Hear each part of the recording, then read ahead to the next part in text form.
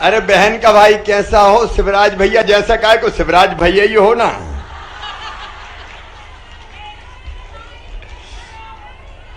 बोलिए भारत माता की, मेरी सभी लाडली बहनाओं की।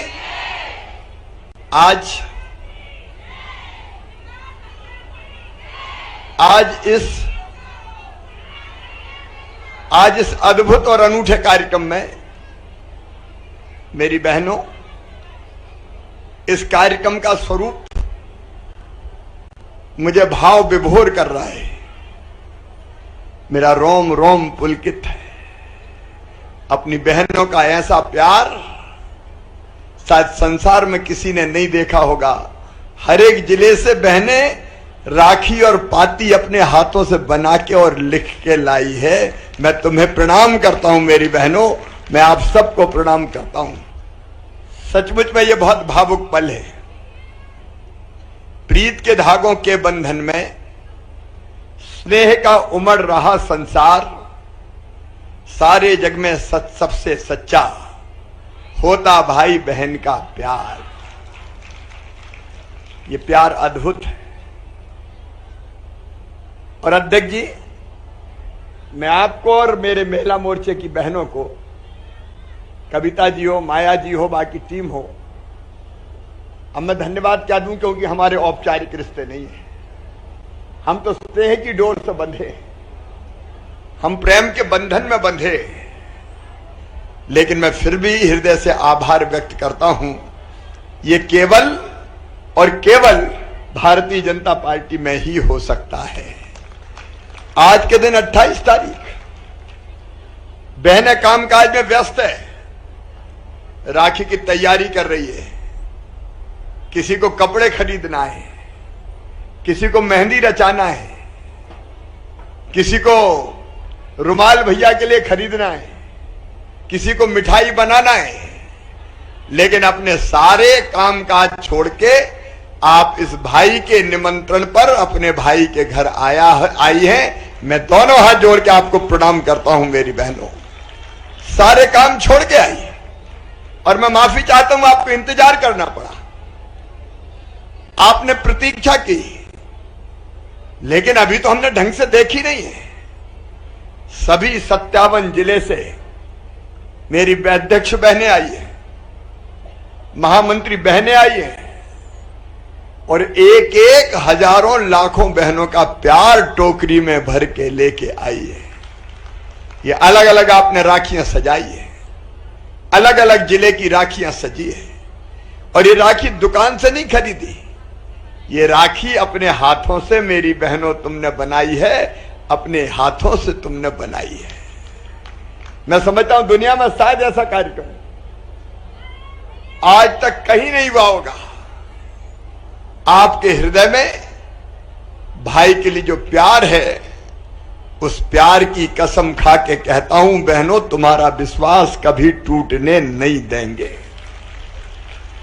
क्योंकि हमारे लिए, भारतीय जनता पार्टी के लिए, अब मैं देख रहा हूं राखी के साथ जो पाती आई है, मन भावुक हो जाता है, आंखें छलछल आ जाती है। सच में आपने ये पेन कलम से शब्द नहीं उकेरे, अपने हृदय की पूरी ममता उड़ेल दी है। आप अपने हृदय की पूरी ममता उड़ेल दी है। इससे बड़ा आशीर्वाद क्या हो सकता है? इससे बड़ा प्यार क्या हो सकता है? और मेरी बहनों, हमारे लिए भी, तो हमारे अध्यक्ष जी कह रहे थे, ये कर्मकांड नहीं है राखी मेरे लिए, ये बहनों की योजना। मेरे सच कहता हूं, कर्मकांड नहीं है। जब मैं मुख्यमंत्री नहीं था तब भी मेरी दिल तड़पता था, आत्मा तड़पती थी कि बेटा बेटी में भेद क्यों करते हैं लोग। रोती थी आत्मा, मन रोता था, क्यों होता है ये पाप। बेटी से खूब, बेटे से खूब लाड़ करो, और बेटी आ जाओ तो मां कई बार कह दे कि मैं चेहरे नहीं देखूंगा। मैंने अपनी आंखों से देखा ही है। एक बेटी हो गई, दो बेटी, तीसरी बेटी पे एक मां को मैंने देखा मेरे अपने कुटुंब में। जब वो बेटी आई और उसको खबर दी कि बेटी आई है, तो उसने कहा मैं चेहरे ही नहीं देखूंगी इसका। कैसा कठोर हृदय हो गया था परिवार और संसार। बहनें कितनी तकलीफ भुगतती है। आज जमाना बदला, ये बात सच है, लेकिन कई बार मेरी आंखों के सामने वो सीन आता है। जब मैं जैत में रहता था, सामने घर था, भाई एक सज्जन थे जिनको हम चाचा कहते हैं। पति पत्नी में लड़ाई होती थी तो घोंटा था उनके पास, पत्नी को मारते थे तो पत्नी दौड़ती हुई हमारे घर में घुसती थी, रोती हुई कि बचाओ बचाओ बचाओ। और मैं सोचता था, हे भगवान क्या हो रहा है ये? कब तक महिलाएं ऐसी पिटती रहेंगी? कब तक आंखों से आंसू बहाती रहेंगी? कब तक उनका हृदय चीत्कार करता रहेगा? कब इन बहनों को न्याय मिलेगा? और बहनों की महानता और बड़प्पन देखो, 1 घंटे बाद वही चाची चूल्हा जला के रोटी बना रही है। कौन के लिए? जिसने घोंटे से पीटा था अभी थोड़ी देर पहले, बोले भूखा होगा उसके लिए रोटी बना दूं। रोटी कौन बनाएगा उसके लिए? ये ममता है बहनों की, स्त्री की, ये स्नेह है महिलाओं का। लेकिन मेरी आत्मा रोती थी, क्यों होता है ये भेद? अपन ने देखा है, आपने भी सुना होगा। बीडी भाई जिस क्षेत्र से आते हैं, भिंड जिले में 14 साल तक एक गांव में बेटी पैदा नहीं हुई, बेटी ने जन्म नहीं लिया। लाडली लक्ष्मी योजना बनने के बाद 14 साल के बाद उस गांव में बेटी ने जन्म लिया था, क्योंकि कई जगह बेटियां कोख में मार दी जाती थी, कोख को कत्ल खाना बना दिया था, और इसलिए अनबैलेंस हो रहा था। 1000 बेटों पर 900 बेटियां पैदा हो रही, बताओ क्या था? और इसलिए मेरे लिए, भारतीय जनता पार्टी के लिए, अपने प्रधानमंत्री जी के लिए ये कोई कर्मकांड नहीं है महिलाओं के लिए योजना बनाना। दिल से ये आवाज निकलती थी, कुछ कर कुछ कर कुछ कर, इस स्थिति को बदल। और जैसे ही सामर्थ्य बदलने का हुआ, एक घटना मैंने पहले भी आपको सुनाई है। जब ये मैं देखता था तो मन बहुत बेचैन होता था, और मैं बचपन से विद्रोही था। तो मैं बड़ा नेता नहीं था, छोटा था, तो भी कहता था, अरे बेटी को आने दो, बेटी के बिना दुनिया नहीं चल सकती, बेटी है तो कल है। तो एक बूढ़ी अम्मा ने कहा था, बड़ी बात कर रहा है, बेटी को आने दो, बेटी को आने दो, बड़ी होके शादी करनी पड़ी तो दहेज के इंतजाम तू करेगा।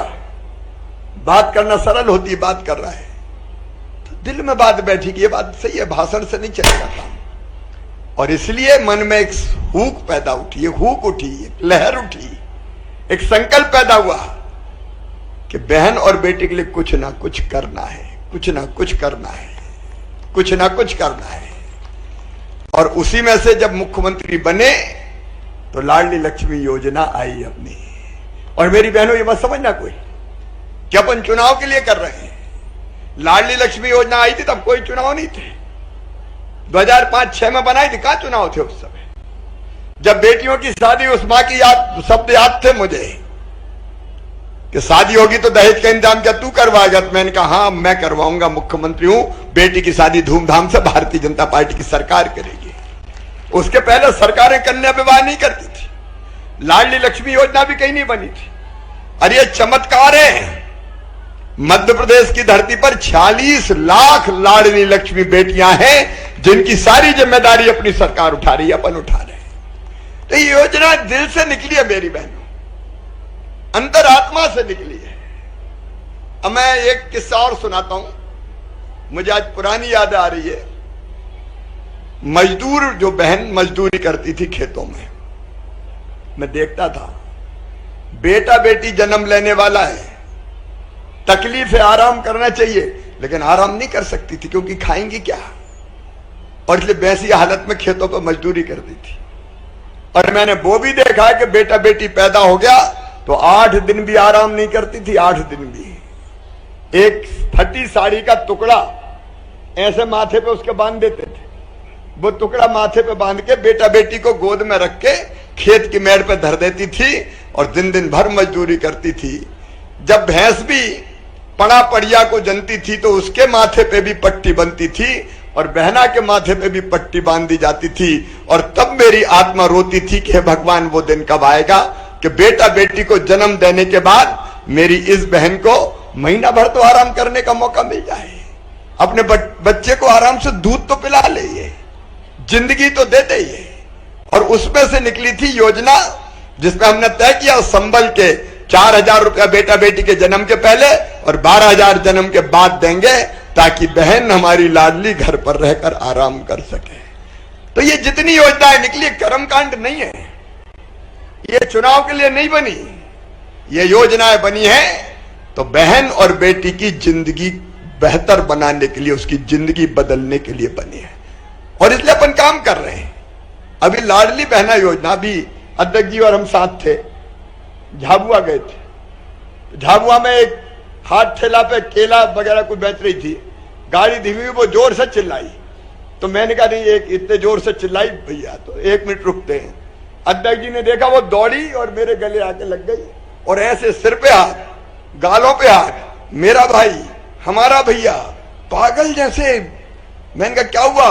बोले पैसा वो मिले थे ना, उससे मेरा ये ठेला चल रहा है और मैं कम पैसे कमा रहा हूं, मेरा घर अच्छा चल रहा है।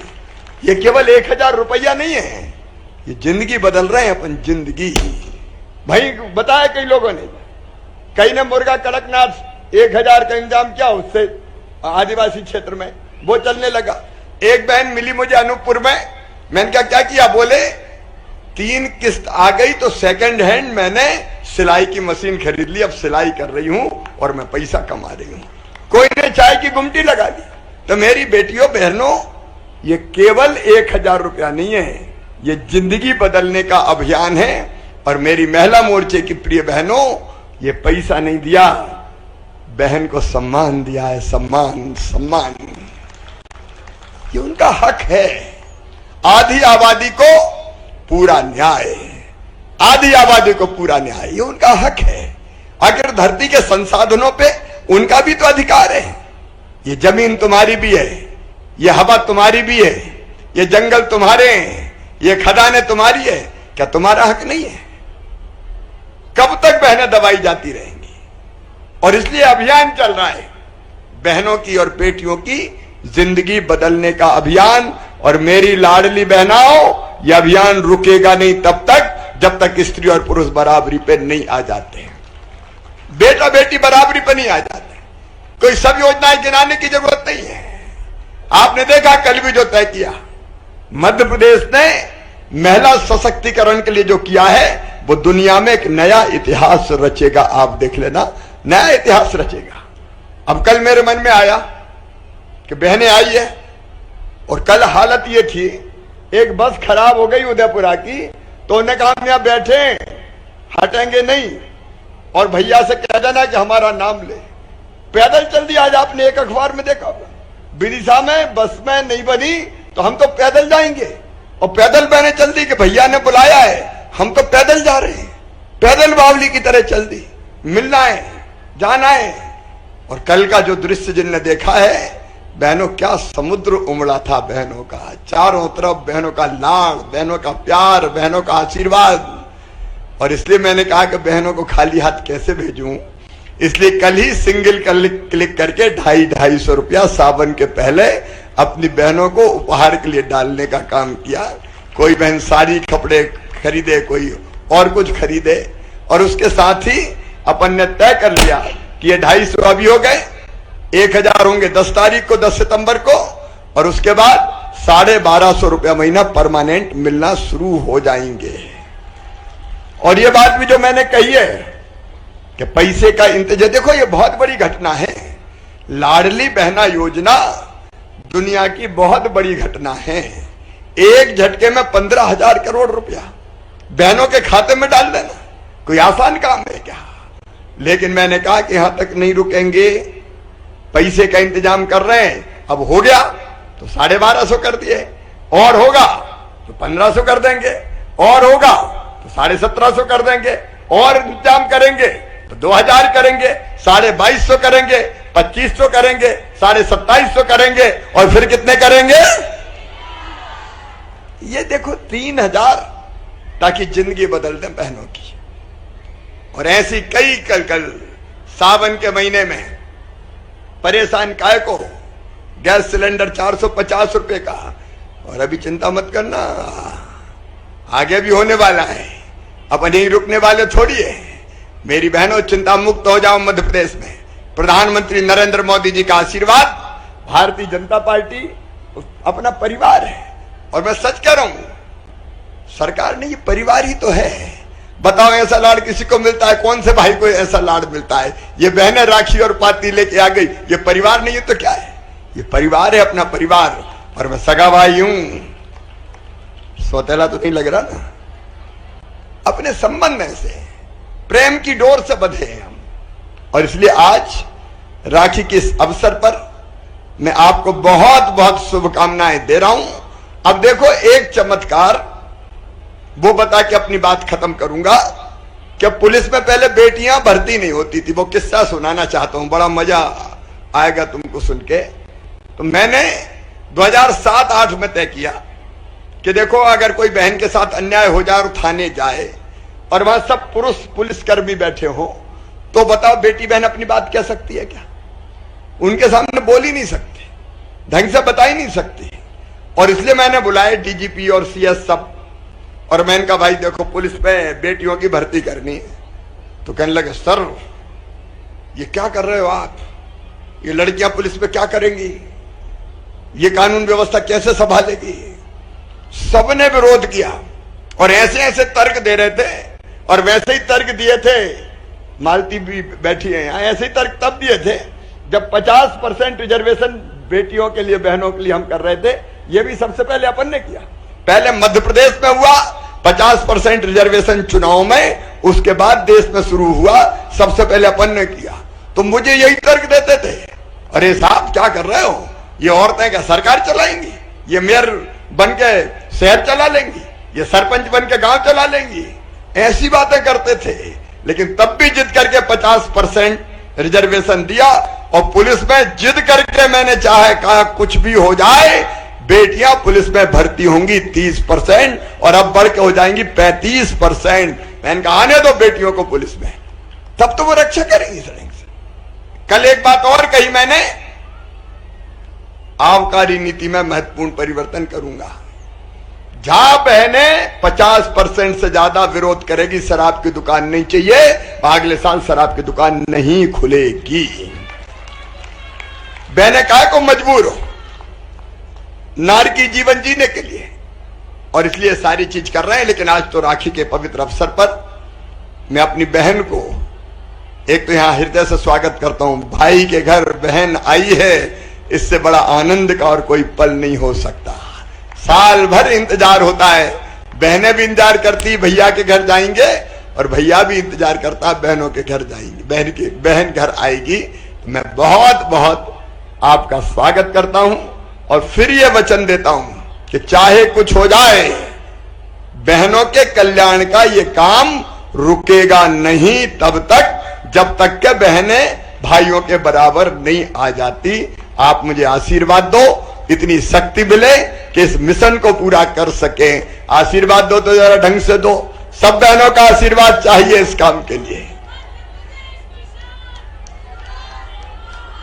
मेरी बहनों, आपका यह आशीर्वाद मेरी असली ताकत है।